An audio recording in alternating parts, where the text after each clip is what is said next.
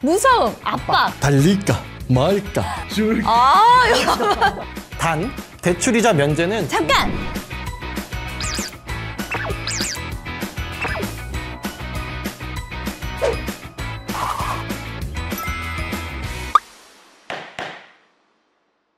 국회 본회의에서 통과된 따끈따끈한 주요 법안, 오늘도 쉽고 빠르게 소개해드릴게요. 잉크도 안 마른 법률, 지금부터 시작합니다. 경제적 어려움을 겪는 청년들이 많아졌다라는 거잖아요. 2018년보다 2.6배나 증가를 했고,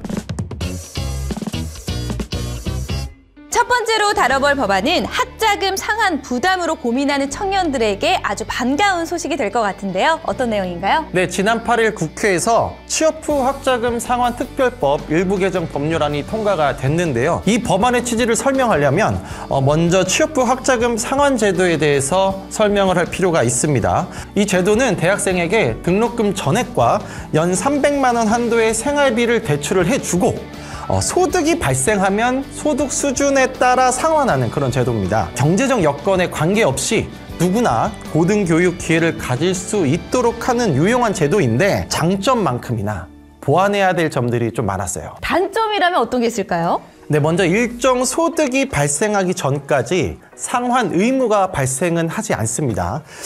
그런데 이 기간에도 이자는 계속해서 발생을 하거든요. 그러니까 취업을 하지 않고 말 그대로 취준생 기간에도 매일매일 이자는 불어나고 있다, 이런 건가요? 맞습니다. 국세청 자료를 보니까요, 취업 후에도 학자금 대출을 제때 갚지 못하는 청년들의 비중이 10년 만에 가장 높은 수치를 기록을 했습니다. 지난해 체납 인원은 2018년보다 2.6배나 증가를 했고, 체납률은 금액 기준으로 15.5%, 2012년 17.5% 이후에 가장 높은 수치를 기록을 했어요. 그렇다면 그 말은 졸업 후 일자리를 구하고도 학자금 대출을 못 갚을 정도로 이 경제적 어려움을 겪는 청년들이 많아졌다라는 거잖아요. 맞습니다. 안 그래도 2030 세대들의 취업이 매우 어려운데 취업을 해도 고금리에 고물가까지 겹치면서 갚아도 학자금 상환이 힘들어지는 겁니다. 그러면 이렇게 학자금 대출을 갚지 못해서 점점 이제 연체가 될 수 있잖아요. 이렇게 연체가 쌓이면 어떻게 되나요? 참, 그것도 문제인데 네. 상환액의 3% 연체금이 부과가 됩니다. 그리고 연체금이 부과됐는데도 불구하고 납부하지 않는다? 그러면 매달 1.2%의 연체가산금이 붙어요. 사실 연체금이라는 단어에서 주는 그 뭔가 무서움, 압박 이런 게 있잖아요. 사실 우리가 이 연체하면 신용 등급이 좀 떨어지게 되고 정상적인 금융 서비스에도 제약이 생기기 마련인데 제대로 갚지 못하시는 분들은 그 걱정에 뭔가 공부도 잘 안 되고 취업도 잘 안 되고 아무것도 못할 것 같거든요. 맞습니다. 그래서 청년들의 그 경제적인 부담을 줄여주기 위해서 이번 개정안이 나온 겁니다. 자, 그럼 지금부터가 아무래도 가장 중요한 내용이 될 것 같은데 청년들의 학자금 상환 부담 어떻게 낮춰주나요? 대학생이 속한 가구의 전체 소득이 중위소득 100% 이하일 경우에 그 대학생이 취업을 해서 연간 소득이 일정 기준을 초과할 때까지 대출 이자를 면제해 준다는 내용이 핵심입니다. 내년도 중위소득 100%가요. 4인 가구를 기준으로 월 572만 9,913원인데 이보다 소득이 적으면 학자금 대출 이자 면제를 받을 수가 있는 겁니다.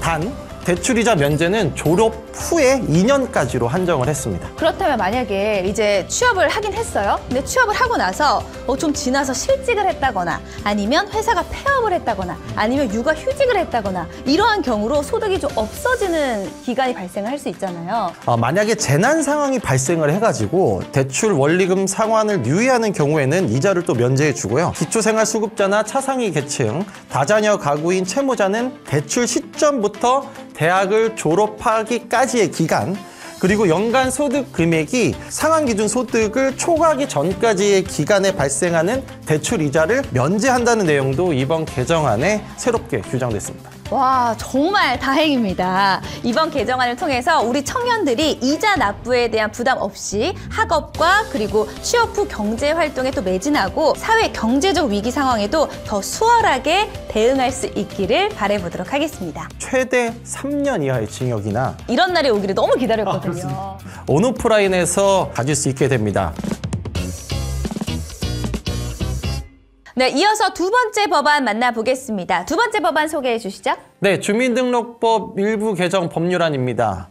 정보통신기술이 발전하면서 모바일 공무원증이 도입되고 모바일 운전면허증도 사용할 수 있게 됐는데요. 이런 사회적 흐름에 맞춰서 주민등록증도 모바일로 발급할 수 있도록 하는 법적 기반이 마련됐습니다. 사실 저는 이런 날이 오기를 너무 기다렸거든요. 우리가 살다 보면 지갑을 잊어버리거나 혹은 신분증을 꼭 가지고 가야 되는 자리에 깜빡하고 신분증을 가져가지 않게 되거나 특히 공항에서 또 그런 일 많이 있잖아요. 이제 모바일로 신분을 확인할 수 있게 된다고 하면 정말 좀 편리해질 것 같거든요. 그럼 효력은 우리가 가지고 다니는 그 실물 주민등록증과 동일한 건가요? 예, 이 플라스틱 주민등록증과 같은 효력을 갖고요. 민원 서류 발급이나 금융계좌 개설 등 온오프라인에서 어디서나 신분증으로서의 효력을 가질 수 있게 됩니다. 너무 반가운 소식이긴 한데요. 한편으로는 조금 걱정도 되는 것이 만약에 그렇다면 내가 핸드폰도 또 분실하는 경우가 있단 말이에요. 그럼 누군가 그 핸드폰에 내 주민등록증이 있으니까 내 신분을 도용할 수 있는 일이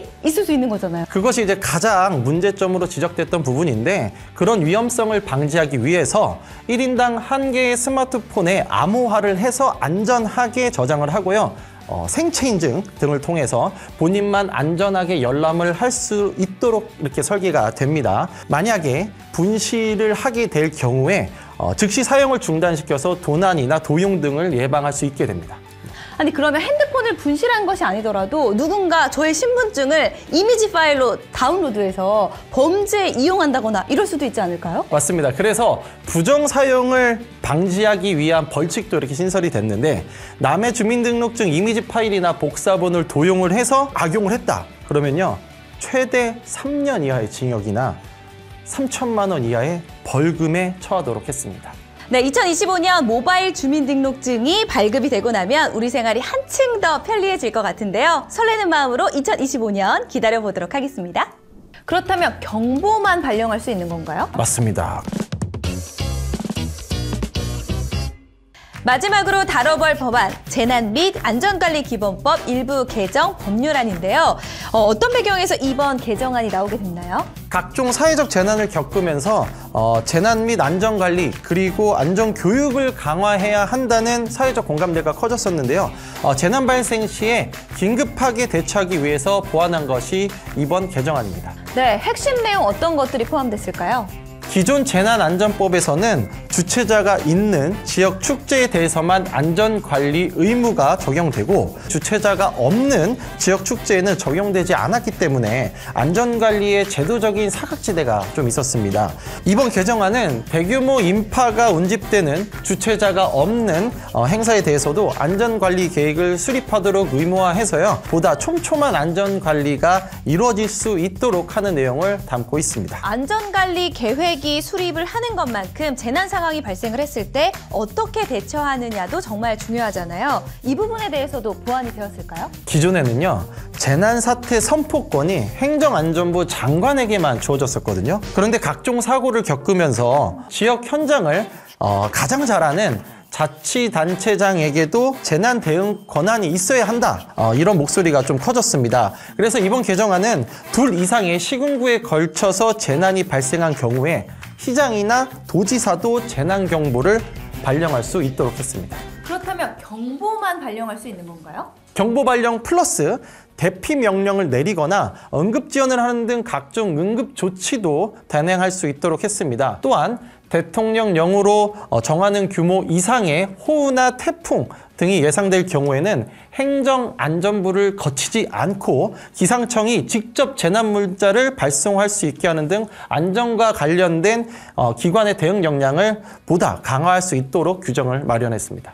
네, 우리 국민의 안전과 생명 그 무엇보다도 중요할 텐데요. 이번 법률 개정을 통해서 재난의 발생을 사전에 방지를 하고 효율적으로 사후 대처를 해서 또 앞으로는 재난이 일어나더라도 피해는 최소한으로 줄이고 또 우리 국민들의 안전에 대한 불안감도 점차 완화시켜 나갈 수 있기를 바라보겠습니다. 잠깐! 혹시 그 소식 들으셨어요? 뭐죠? 저희 잉크도 안 마른 법률이 겨울 이벤트를 준비했대요. 네. 있는 사이로 썰매를 타고 달릴까 말까 선물을 줄까 말까.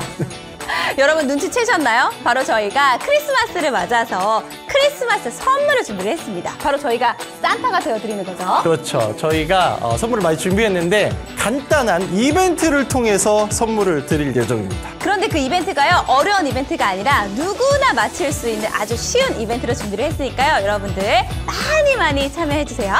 이게 끝이 아닙니다. 앞으로 업로드될 잉마법에서는요. 정말 선물이 넘쳐 흐르다 못해 쏟아집니다. 눈처럼 쏟아지나요? 네.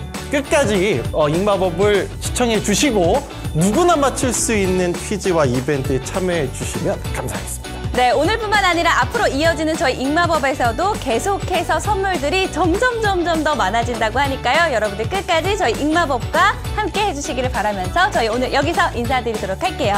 여러분, 안녕! 메리 크리스마스!